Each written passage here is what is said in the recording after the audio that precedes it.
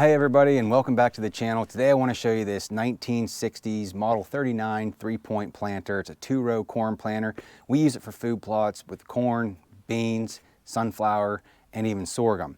Now we've only used it for a couple years, and when I started using it, I figured it was just old and that everything else was all right until I saw a picture of an original. Now this planter has these 2 skids that run along the front, and it opens the furrow for the seed to lay in. After looking at the picture of the original, it's obvious that these are almost wore out well over halfway. Not only does that create problems opening the furrow, but wait till you see how far out of adjustment this planter is because of all that. All right, so now I'm inside where I can see and not squint. I got the owner's manual here, and it says, when in planting position, the runners and the seed plates must be level. So the runners are supposed to be level, which, I mean, they're gone, so I don't know what you would even put the level on. Maybe the top of this here. But anyhow, then you can put the level up here on the seed plates. You put it on the bottom of the can, and that is close. Put it up there tight. That's kind of level. So this is supposed to be level, and it's missing. This is off the ground. So the way the press wheels work is that if you want 1.5 inches or whatever, however deep you want to plant it, you put that board underneath both wheels. So you want 1.5 inches, put 1.5 inches board under there, and then you can raise and lower these arms with this nut, these nuts here on this all thread. The way it's set up right now,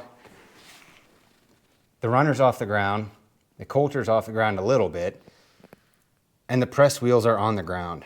So in order for this thing to plant, you'd have to drop this down into the ground like so, and that's how we ran this thing. I'll have to look up some video to see if that's how far it is, but look how far forward it's leaning.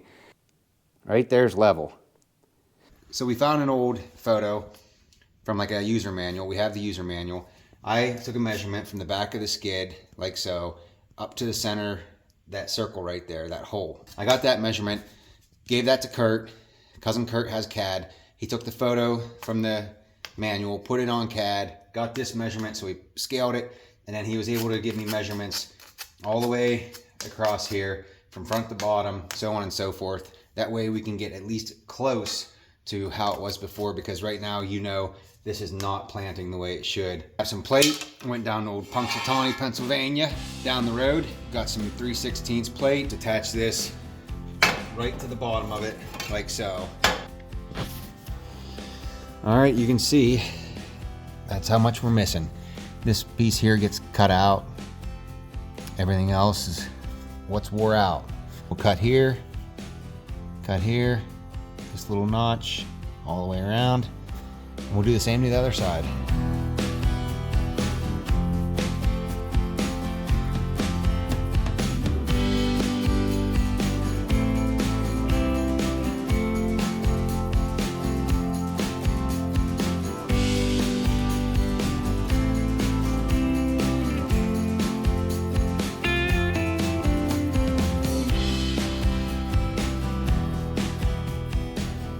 So here is the final product. I have a passenger side and I have a driver's side. And what these do is they split. So you see how this is curved? So that'll split off and it'll end up like this. It'll open up like so. Just like right down there. See it? So this thing should go just like this.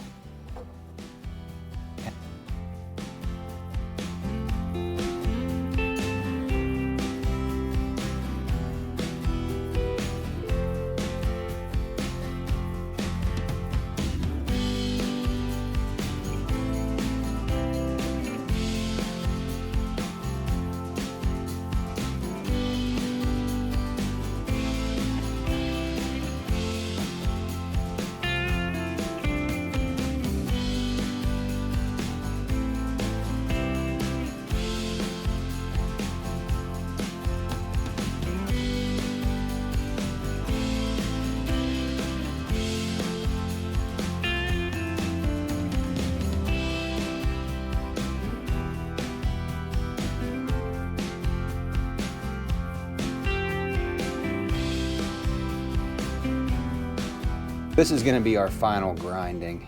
It's day 3 or 4 working on this thing. It's Christmas morning.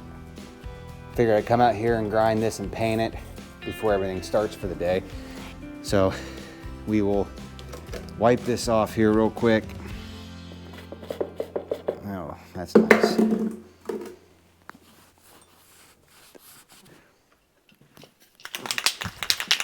I feel like this is when you really see how good of a job you did. Yeah, you can see that. It's all right.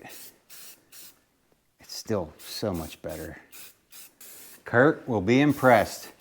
This isn't even mine. This is my cousin Kurt's. I told him I would do it for him. So it makes planting a little bit easier, hopefully better. Man, that doesn't look as good as I thought it would. I see a lot of my grind, and is that a run? Whoops. She's drying, you can see. Yeah, see this here? That probably looks the worst out of everything. That's all right. And then my little finish up with the Massey Ferguson implement, farm and implement from Tractor Supply, which is, I feel like it's like the dollar store version of like our farm equipment. They're everywhere, but you're paying twice as much.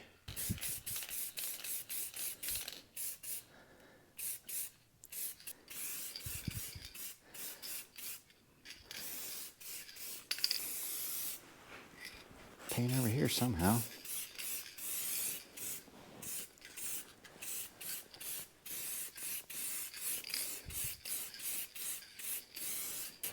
Look at that.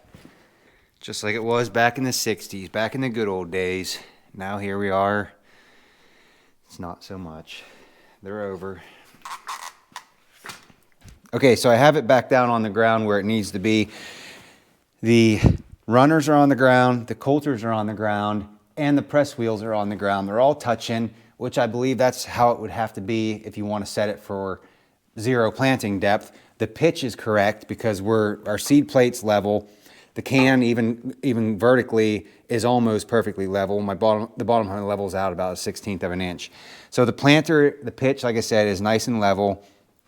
And all we'll have to do now is go ahead and determine what planting depth we want for our corn.